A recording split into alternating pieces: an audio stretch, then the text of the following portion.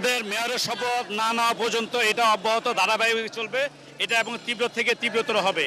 আমাদের একটা বৈধ দাবি, যেহেতু কোর্ট থেকে ইশরাক হোসেনকে মেয়র হিসেবে ঘোষণা করেছে, অতি দ্রুত যে ইশরাক হোসেনকে মেয়র দিয়ে তাকে ঢাকাবাসীর সেবা করার সুযোগ দেয়।